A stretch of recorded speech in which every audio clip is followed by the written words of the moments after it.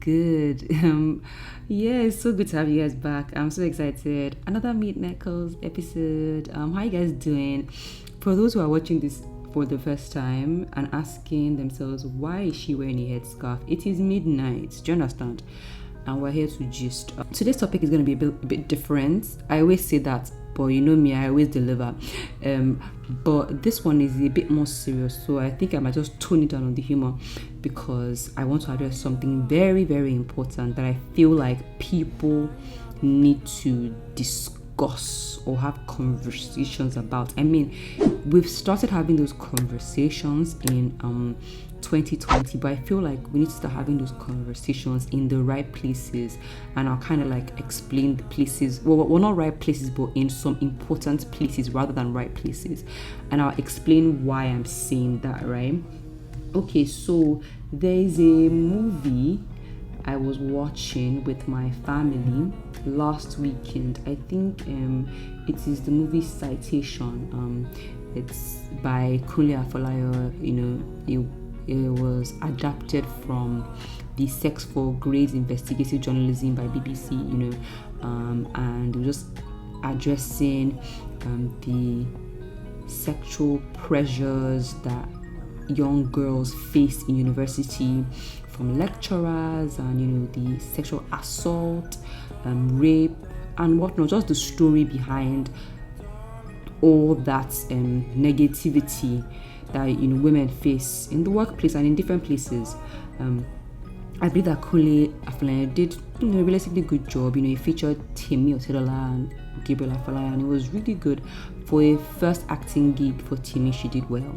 Okay, enough of the enough of the praises. Now let's go into why I'm talking about this. That movie, there was a scene there, I remember, that obviously the teacher was trying to rape the student, and I remember just that scenario of her being in his house, and you know, just her being there. Somebody in the house made a comment and said, she's tempting him now, she tempted him. That's why would she stay late and then everybody had gone, you know? But just so I don't pull any spoilers, but I have to say this one, you know, the babe had to stay behind because she had eaten something, so she had like food poisoning or something, you know, her stomach was wrong, so she just used the bathroom, and that's why she was there later than others, and she came out, everybody had gone. You know, and that person made that comment that she tempted him. Now I know he also made the comment as well, saying, you want me, the way you dress, the way you come to me, the way you ask me questions, and you know, all that. And I looked at the person, you know, just so that I keep everybody's reputation at, well, not so that I keep their reputation, but so that I don't insult anybody. I was like, no, she did not tempt him. Why and how would you say that she tempted him? And then, you know, the person kept quiet, and that just triggered something, an experience. So I said, okay, let me share this experience so that we can understand this rape culture and understand how it transcends what a woman wears, how she acts around a man, and all that jazz. Okay, so let me share my experience. I used, when I was a copper, I served in Abuja, FCT. I used to go for a fellowship on Sundays, you know. So where I lived on Sundays, where I lived actually was, I lived in a place called Katampe, and you know, the fellowship was in Maitama. And for you to go from Katampe to Maitama, you can get an Uber. It's a straight ride, right? But unfortunately for me, Ubers were not coming my way. I don't know why. It was a difficult time. But if you can't get an Uber, you can get something called an along. Now, along is like a bus, but it's a taxi. So it's like bus service in taxi form. So you can share the taxi with people. So what it is that you flag the cab, and then you join the people in that taxi. So that's why it's called along. You're going along with them, and they drop you along the way, right? So I got into this taxi. I don't usually like alongs because I just prefer just being in an Uber by myself. So I got into this along, and then I got into the along. I stopped at the overhead bridge. So the along doesn't take me exactly to where my fellowship was. So I had to cross over a bridge, and then either I walk to the fellowship place or I take a cab, and the cab, so when I cross over, the cab will drive in a long down a long road, do a U-turn, and then drop me at the where the fellowship guys met, right? I got into the along, dropped at the bus, dropped at the overhead bridge, walked over, and then I saw a taxi there, and I was like, oh, please, can I get this taxi to take me to the place? And it was so cheap because it was relatively close, but if you walk, it might be long, and if you're not really a walking person, then it's gonna be a problem, right? So I remember seeing the first guy there, and I got into his taxi because he told me it was going to cost me about 300 naira or something. So I was like, okay, that's fine. I got into the cab, and as we were going, we saw a woman, and this man goes, this woman is so beautiful. She's so, pardon my French, but she's so effing beautiful. And I was just like, why is he emphasizing on this woman being beautiful? But I mean, just normally when I get into a cab, I put on my AirPods, and I didn't have AirPods then. I put on my earphones, and then I just started listening to music, right? So I put my music on, and we started the journey, and he just kept on emphasizing how she was so effing beautiful, so effing beautiful. And I was like, what is the problem? And then that's how we were on the road. Now this road on a Sunday, because on a Sunday evening it's relatively lonely because there's nobody on its church service. There's no church service, or there are no cars parked on the road. And because there's a church there, I used to go to that church. It was an Anglican church on that road. But then by the Anglican church, there was a new building being built. So it was incomplete. And there was a lot of grass there. So I remember us going down that road, trying to turn, right? And I looked over at the man, just to look. I'm with my earphones on, and I'm looking, and I look at him. And as I look at him, I realized that this man had brought out his penis, and he was literally masturbating. He was going in, and he was emphasizing about how it was doing him to, F. He kept on using that word. It was doing him to, have sex and everything. And I was afraid because we're on a lonely road and anything could have happened. Now, this is me going to fellowship, wore a skirt. I was literally going to church to commune with the Father, and I experienced this on my way there. And, I got so scared, and I was like, should I scream? But my own is that if I scream, would he pack and do something? Will he violate me? Do I act like I can't see what is being done beside me? But this man is literally violating me because I can see what he's doing. And I felt so violated by this experience. And once he dropped, as in when I say I was praying, once that guy did that U-turn and he dropped me, I ran into the fellowship and I held my friend's hand, and I was shaking. And I'm thinking maybe my friend thought that I was, experiencing the Holy Ghost. I was in shock because what if? That's exactly how I felt. I was like, what if? So the reason why I'm telling this story is because of that comment made by somebody as we were watching the movie, that she tempted him. Now my question to you is, how did I tempt that man? What did I do?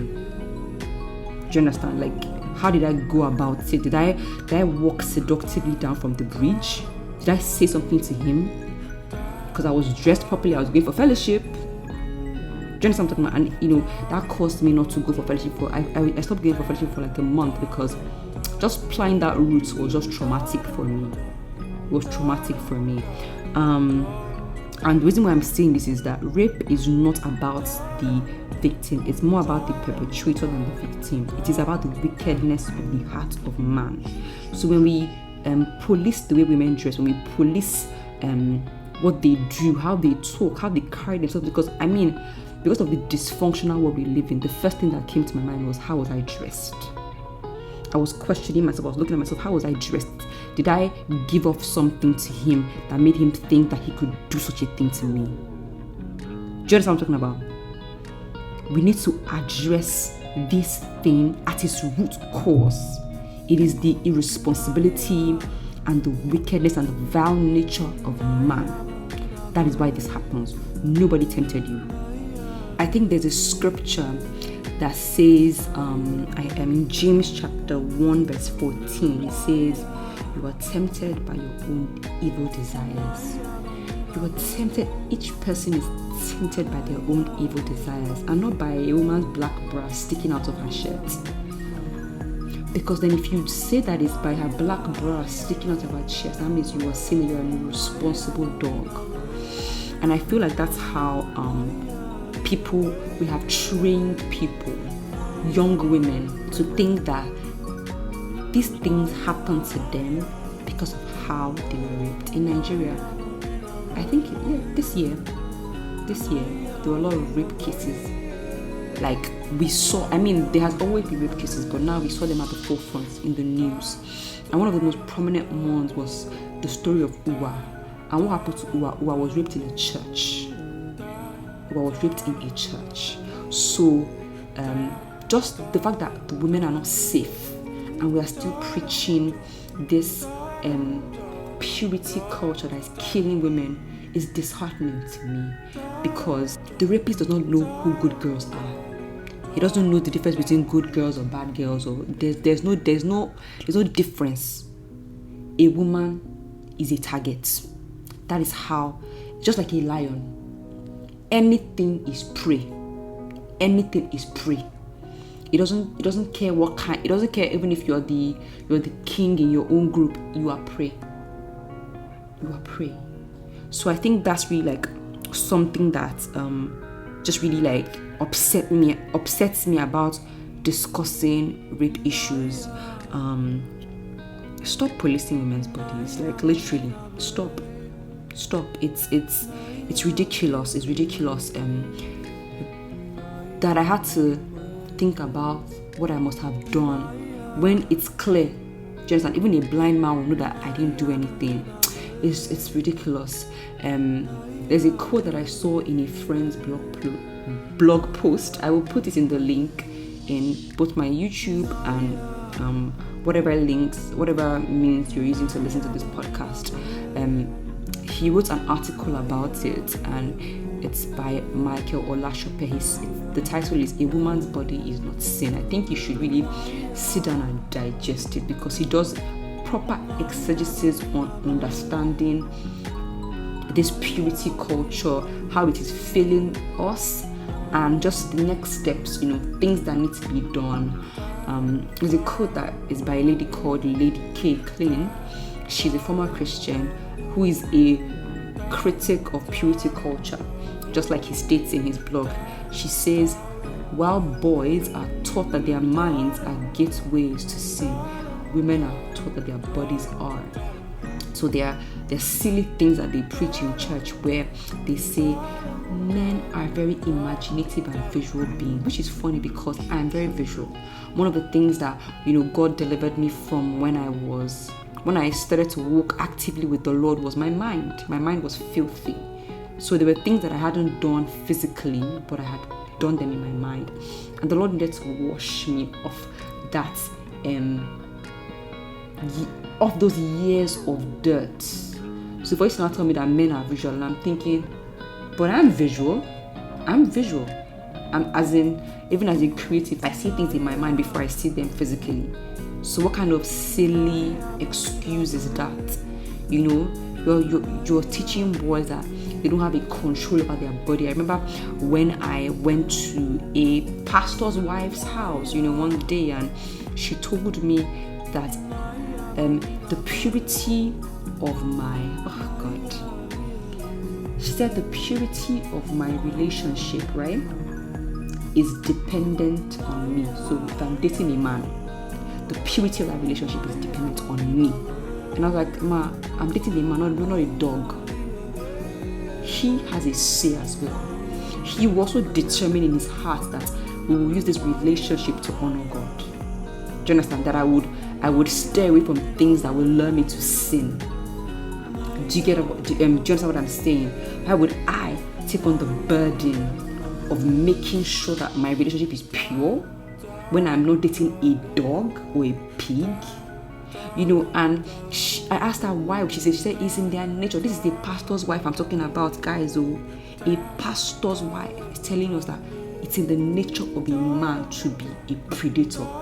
So I'm just thinking about how many years of unlearning men need to go through. I'm telling you, to actually be men who God has called them to be, because you have been taught this for long.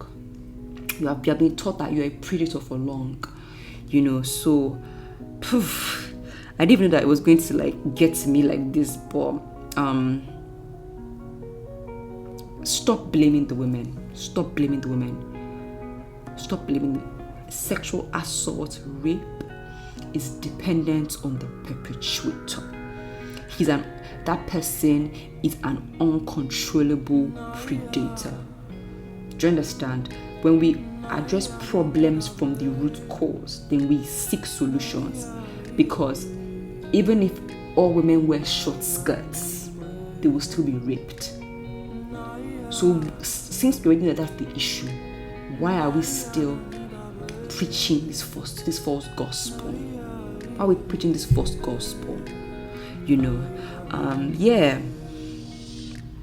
When it comes to rape, everyone is a suspect.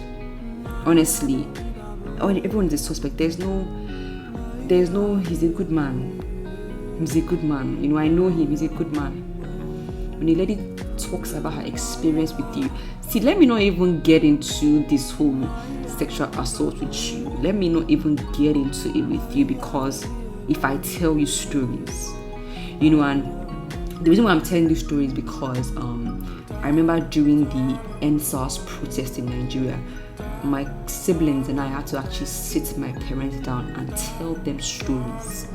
I had to tell them experiences. They say things like, it has never happened to us, so it's not true. So we had to tell them the story of our experiences individually, and they were like, wow. So that's why I'm here, putting my voice out as well and sharing my story as well, and just making women know that you're not alone. This fight is for all of us, and honestly, this fight is even for our future daughters as well. We're going to unlearn this very toxic nature of purity culture. We will learn what true purity is. It starts from the heart. Even the Bible tells us about how God literally cares about our heart. Sin is not just only about what you commit physically, it's even in the heart. So I'm not trying to condemn anyone that might be having some vile thoughts, but submit those thoughts to the Lord before you become uncontrollable, because bruh. Anyway, let me just end on these notes. You're not alone. To the women, you're not alone. We will keep lending our voice till there's change. We will keep speaking up. We will keep calling people out till there's justice. Evil is evil. Evil is evil. I hope we're able to maybe learn one or two things from this. This is me, Gogo, and I'm signing out. Bye, guys.